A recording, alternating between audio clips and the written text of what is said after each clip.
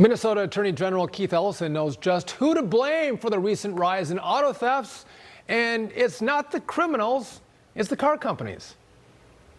My thought is that we need to continue to be aggressive about, protecting people, no doubt, prosecuting crime, but we've also got to go upstream. We've got to make sure that the automobiles are not so easy to steal so that they're a tempting, attractive nuisance for young people.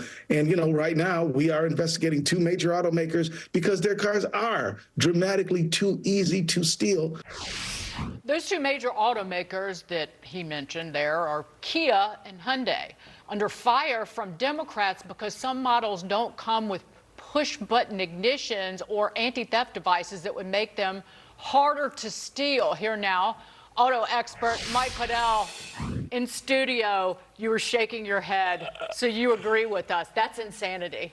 It is absolute insanity. I wear this thin blue line pin to represent the men and women in my family that are right now in law enforcement. The same state that wants to defund the police is now the same state that's pushing this against automakers. The automakers are getting beat up every which direction right now, with electric vehicle sales to now this. Let's punish the criminals instead of punishing the automakers. I've been shaking my head all day at this story. You don't need Keith Ellison to get automakers to change their behavior, because the consumer is going to go, I want to buy a car that's probably not going to get stolen because my insurance is probably going to go up when I buy that car. So they're going to make the changes themselves. But what a joke. Keith Ellison saying we need to prosecute crime, but we don't need a public nuisance. He doesn't prosecute crime. He's only going after the car companies. That's a problem. I know. It is a problem. And I think what's really unique about this situation is that Kia and Hyundai announced just last week that they are now the fourth largest automaker in the U.S. They knocked Stellantis out. Their cars are safe. All these cars are safe. And so they don't have one or two mechanisms in there. By the way, they're sister companies, so it's the same technology that's in there. They're going to get this figured out. They're going to acquiesce to the state of Minnesota and the other 20 attorney generals, and they're going to put these features in to make the cars safer, and this story will go away.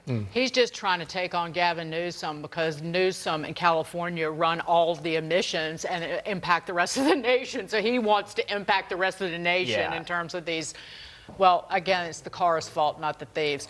Mike, you're going to the New York Auto Show. It's kicking off this week. Tell us what you're expecting to see, and we're not going to lambast you about the EVs. We want to hear the straight dope. Well, here's what's really good about the auto show. And for a couple years, especially with COVID, nobody could go to an auto show. Now we're back. Consumers are going. I've touched base with every single automaker.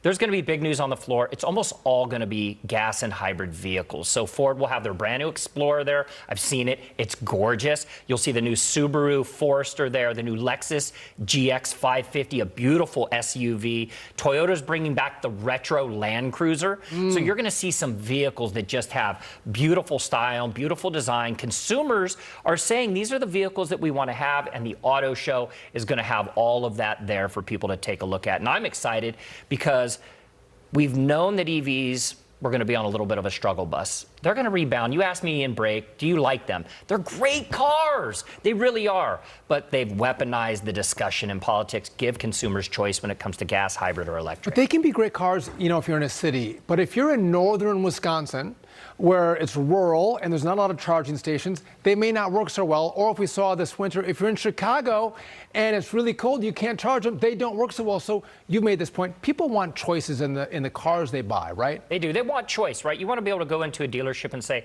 I would like this. The tailpipe emission standards that were released last week by the Biden administration and the EPA were the most stringent, ambitious standards for the EPA in the history of the auto industry. By 2027, 50% of the vehicles on dealership lots are supposed to be electric. We're not going to get there. Let's just be smart and pragmatic about the entire situation and say, look, let's start to work on infrastructure. Instead of giving consumers $7,500 or $3,500 as a rebate, let's give them a home charger.